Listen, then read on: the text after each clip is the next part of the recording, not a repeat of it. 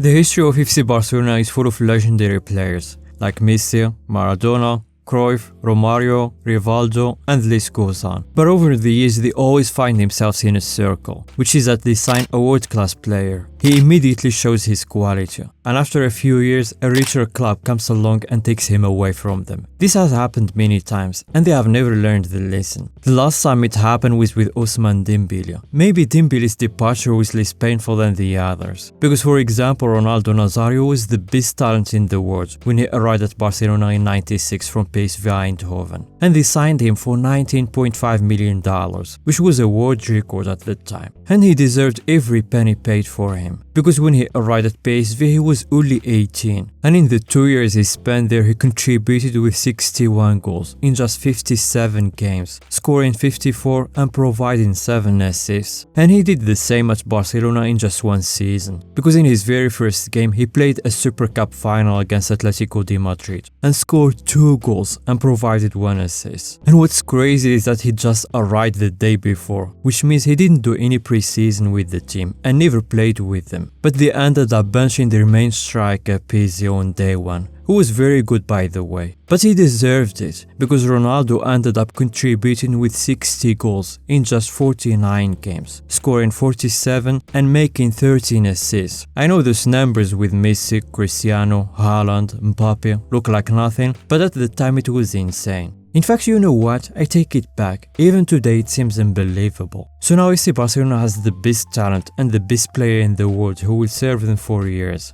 But they have a problem, which is that even when he arrived signed an 8-year contract, they only put $24 million in his buyout clause. Why? Because they said let's test him for a year, and if he's good, they will renew his contract by changing the existing clauses in exchange for better financial agreements. Also, nobody imagined that there is any club that would activate this clause, because it was a lot of money at that time. And that's what they did. According to Juan Gaspart, who was vice president at the time and later became president, he described exactly what happened. So basically what he said was that at the end of the season they sat down with Ronaldo and his 2 agents. They had the contract in hand and they agreed on all things. They just needed to sign it. But before that they said let's go for dinner, because it was 3 p.m. and then we'll go and see President Josep Nunes to sign the contract. And that's what they did. But during dinner one of the agents went out to take a phone call for half an hour. But at that point nobody cared, because everyone was happy. But when he came back from his call he told them to go to the president's office and told Ronaldo to go home and they would call him afterwards to sign the contract. So long story short, it turned out that the agent was on the phone with the president of Inter Milan, Massimo Moratti, who made them a better offer. So they started renegotiating almost the whole contract and asked for better financial terms. But Barcelona couldn't give them what they were asking for, and the very next day Inter transferred the money to La Liga's accounts, making him the second player after Diego Maradona to break the world transfer record twice. Of course, Barcelona didn't just give up on the player. They went to FIFA and filed a complaint against Inter,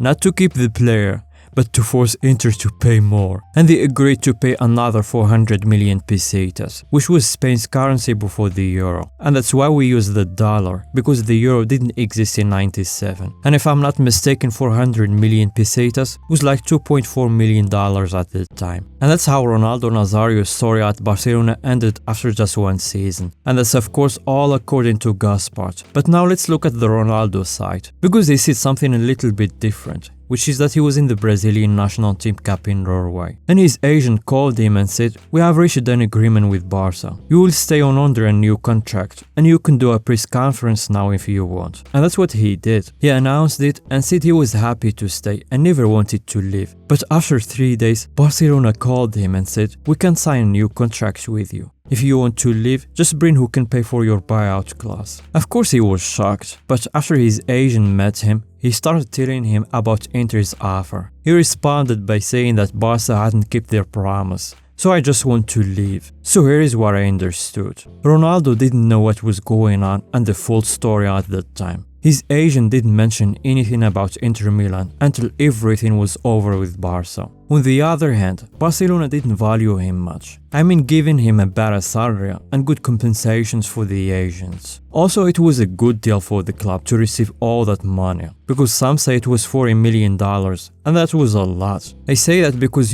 back then there wasn't much transparency on transactions like there is today. And Ronaldo himself said in another interview, "It was never my decision. I wanted to stay. If the club didn't value me as much as they should have, it wasn't my decision." Gaspart also said that Ronaldo told him in tears that he was sorry, and that his agent had a much better offer, and that it was better for all parties if he went to another club to earn much more money. To be honest, I don't know which to believe, because the two stories aren't identical. But if it means one thing, it's that Barca didn't try very hard or couldn't afford to keep him, and that Ronaldo found a better offer for himself and for his agents. And Barca absolutely made a mistake, because for the season he spent there, he won the Ballon d'Or, becoming the youngest and first South American to do so. And as you know, in 2002 he won the World Cup and the second Ballon d'Or, and he immediately returned to La Liga, but this time to their rivals, Real Madrid. Gaspart, who was president at the time, recently said that Ronaldo told him in 2002 that if they matched Real Madrid's offer, he would choose Barcelona. But it was a huge offer, and they couldn't make such a big investment for a player who had lived in that way. But we don't know if he told him that or not, or if he was being honest or not, because Ronaldo always said that his dream was to play for Real Madrid, and Roberto Carlos was always telling him what it was like to play there, so he wanted to see it by himself. Plus, Real Madrid had a better project and the best players in the world, whereas Barcelona were suffering and hadn't won a title for years, and that year they hadn't even qualified for the Champions League. But Gaspart tried to prove his point by saying that Ronaldo's heart is more Blaugrana than Madrid, because he has better memories of his time at Barcelona. And that may or may not be true, but it won't make us forget that they shouldn't have lost him in the first place, because even with many injuries, he's still one of the best in history.